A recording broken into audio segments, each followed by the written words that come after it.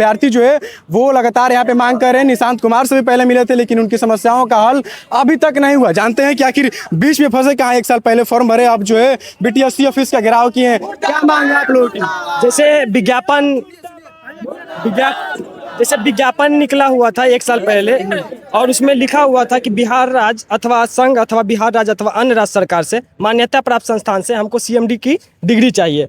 उसके बाद हम लोग एग्जाम दिए, ये चीज़ संघ का उसमें जिक्र था, तो हम लोग उसमें NSDC, society trust, skill India और वोकेशनल कोर्स सारे लोग उसमें भरे थे। उसमें नियमावली में ये चीज़ कहीं भी नहीं जिक्र था कि सोसाइटी ट्रस्ट वाले को इसमें भरने का मौका नहीं दिया जाता। हम लोग एग्जाम दिए, डीवी कराए, डीवी में भी ऐसा कुछ भी नोटिस नहीं निकला हुआ था कि ये सबको नहीं लेंगे। डीवी के बाद 11 तारीख को जब ऑब्जेक्शन का लिंक जारी होता है तो उसमें लिखा जाता है कि हमको यूजीसी से चाहिए या बिहार पैरामेडिकल से चाहिए, जो कि बिहार में खुद का पैरामेडिकल काउंसिल भी नहीं है। जो में उसमें लिखा हुआ है कि हमको बिहार पैरामेडिकल काउंसिल से चाहिए और हम लोग को इसमें साफ साफ हम लोग को हटा दिया गया। ये दर्शाता है कि इसमें घूसखोरी हो रहा है, केवल और केवल बिहार पैरामेडिकल को लिया जा रहा है ताकि आप हमारे ही बिहार से कीजिए, हमारे ही सरकार से कीजिए और हम तभी हम नौकरी देंगे। इसको लेकर के निशांत कुमार से भी आप लोग मिले थे 2-3 बार, क्या हुआ, क्या बातें हुई? निशांत कुमार से हम लोग वहाँ पे लेटर दिए थे तो वहाँ पे बोला गया था कि हम इस पे विचार करेंगे और विचार यही हुआ कि हम लोग को बाहर कर दिया गया। यानी विचार करके बाहर किया गया। क्या लगता है कि बोला था कि निशांत कुमार अपर सचिव की नियमावली के अनुसार लेंगे, मगर नियमावली के अनुसार नहीं ले रहे हैं। वो अब चेंज कर छेड़छाड़ करके कहता पैरामेडिकल काउंसिल वाला के लिए ही ले गए। वो तो हम सब नहीं भरते, पहले बोल देते कि पैरामेडिकल काउंसिल वाला के लेंगे, company act, NSD, society act को नहीं लेंगे, तो हम सब फार्म नहीं भरते। तो अब नियमावली क्यों छेड़छाड़ कर रहे हैं? हम सब डीवी दे दिए हैं, एग्जाम दे दिए हैं, सब चीज़ दे के ज्वाइनिंग के बारे आता है तो हम कहते हैं कि पैरामेडिकल काउंसिल से हम लेंगे। ये तो गलत कितनी संख्या होगी बिहार में पूरे आप लोगों की? बिहार में 5 अभ्यर्थियों की कुल संख्या 1785 है, जिसमें पैरामेडिकल वालों को 300-400 छोड़ दिया जाए तो बाकी सारे मतलब कहीं अन्य जगह से ही कितनी है सीट? सीट टोटल 3400 सीट आया था, 3326 सीट, जिसमें आधे अभ्यर्थी भी पास नहीं हुए हैं। यानी कि ये पहला एग्जाम होगा जिसमें सीट जो है फुल नहीं हुआ। सबसे बड़ी एक मांग ये भी है कि जब नियमावली पढ़े नहीं है सरकार के हिसाब से, आप लोग नहीं पढ़े हैं तभी तो नहीं निकला। जैसे हम लोग तो निकाले, हम जो नहीं निकाले वो नहीं पढ़े। नहीं पढ़े। जैसे इसीलिए तो 55,000 सीट में 3326 सीट भी फुलफिल नहीं हुआ है, तो यानी कि नहीं पढ़ा है बच्चा।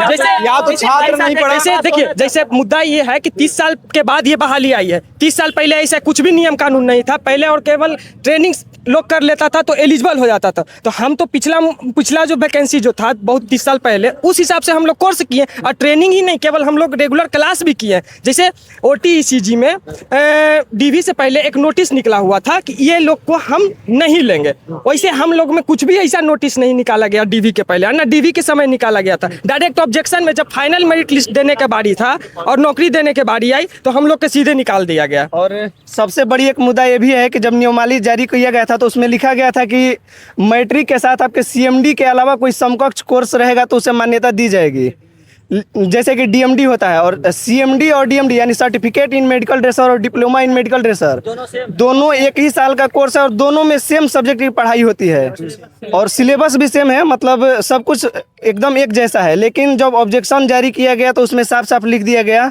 कि हम DMD वाले छात्रों को नहीं लेंगे, जो कि एक मतलब पूरी तरह से देखा जाए तो अन्याय है, क्योंकि ये भर्ती 30-35 साल के बाद बिहार में आ रही है तो किसी को पता नहीं था कि वो CMD कोर्स करेगा कि DMD।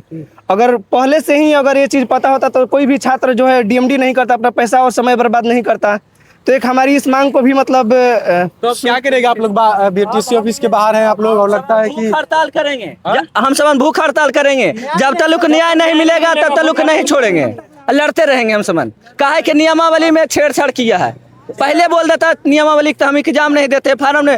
ये पहले सबसे पहले सरकार के गलती है कि फार्म भरवाया, उसमें पैसा लगता है तो पैसा ले लिया क्यों हम सबन के। फिर समय हमको पढ़ने में लगा, मेहनत किए, फिर गाड़ी भाड़ा लगा, हमको समय 2 साल के चल गया।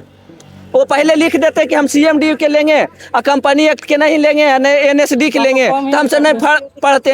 रेलवे आप क्या करिएगा? जैसे जिस तरह हम लोग को छाटा गया है, अगर नियमावली में ही उस तरह अगर निकाल देता कि हम सिर्फ पैरामेडिकल छोड़ा के किसी को नहीं लेंगे तो हम लोग क्या जरूरत था फॉर्म भरने का? फॉर्म भरे। ये सवाल किससे, आयोग से है या स्वास्थ्य आयोग से है। अगर अभी आप लिख रहे हैं कि यूजीसी से रजिस्टर्ड चाहिए या तो इससे चाहिए या उससे चाहिए, तो जो अभी लिख रहे हैं वो नियमावली में ही लिख देते। हम लोग फॉर्म ही नहीं भरते। हम लोग का कम से कम फॉर्म भरे, 1.5 साल का टाइम बर्बाद हुआ, ये कौन देगा? 1.5 साल में कितना हम लोग तैयारी करते हैं, मतलब फार्म बिहार पुलिस के एग्जाम नहीं दी, फार्म भरे थे उस समय स्क्रूटनी हम लोग का हो जाता तो ये झंझट नहीं था। स्क्रूटनी हो जाता, हम लोग का साइड करना था तो साइड कर देता। हम लोग नहीं 3 साल 2 साल बिलटते। एक्सरे टेक्नीशियन, ओटीजी टेक्नीशियन, ये सब का जो थी फॉर्म भराया गया है, एग्जाम हुआ, उसके बाद सबसे पहले उसका स्क्रूटनी कर लिया गया है और उस स्क्रूटनी में लिख दिया गया है कि open university, skill India, trust society इस सब को नहीं लेंगे। जबकि उसके बाद हम लोग का नोटिफिकेशन आया है डीवी का।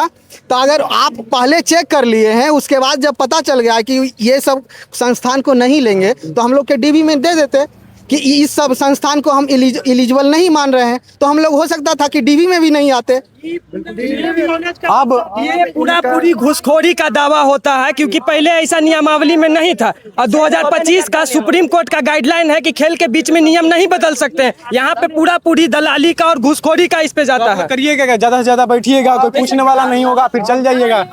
आज धरना देंगे जब तक हम लोगों की मांगे को नहीं सुना जाता है। हम लोग जनता दरबार और सचिवालय दोनों जाएंगे। उससे भी अगर हम लोग का आश्वासन के अलावा कुछ नहीं मिलेगा तो लास्ट में हाई कोर्ट का दरवाजा खटखटाएंगे। कोर्ट जाइएगा आप लोग? जरूर पूरा जाएंगे। अभी तक कोई बीटीएससी ऑफिस से बाहर आया है कि अभी नहीं? तक कुछ कोई नहीं आया है। अब इनके मनमानी से हम लोग परेशान आ चुके हैं। बीच में जो अपना नियम कानून चेंज कर रहे हैं, अब जो इनका नियम कानून चेंज हो रहा है, हम लोग परेशान आ चुके हैं। लास्ट लिंक ऑब्जेक्शन जाहिर तक हम लोग रुके हुए थे।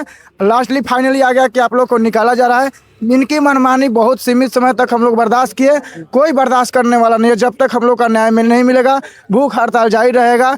और ये बीच में जो अपना नियम, इनके लिए नियम नहीं होता है। इनको टाइम पर चुनाव चाहिए, टाइम से रिजल्ट चाहिए। इनके लिए कोई डिग्री का कोई वैलिड नहीं है। नेता मंत्री कुछ बन जाएगा, कोई के पास कौन डिग्री है कुछ पता नहीं है। और हम लोग पढ़ के 2-2 साल से थक रहे हैं। हम लोग यहाँ तक पहुँच चुके हैं कि डीबी उबी सब कुछ हो गया है।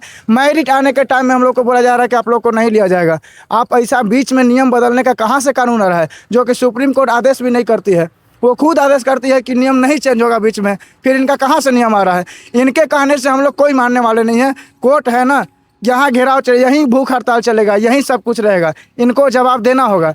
जो परसों जवाब दिए थे कि हम लिंक जारी किए तो जारी किए ना, अब आज इनको जवाब देना होगा कि हम लोग करेंगे तो करना ही होगा इनको, कहे कि हम लोग यहाँ भूख हड़ताल पर भी बैठेंगे। देखिए, निशांत कुमार से भी इससे पहले जो है वो मिल चुके हैं जदयू कार्यालय में, उसके बाद सचिवालय में मिल चुके हैं। और देखिए किस तरह से बैनर पोस्टर लेकर के ड्रेसर के अभ्यर्थी जो है वो बीटीएससी ऑफिस के बाहर पहुंच चुके हैं। और जब तक इनकी मांगों को नहीं सुना जाएगा तब तक ये भूख हड़ताल करेंगे।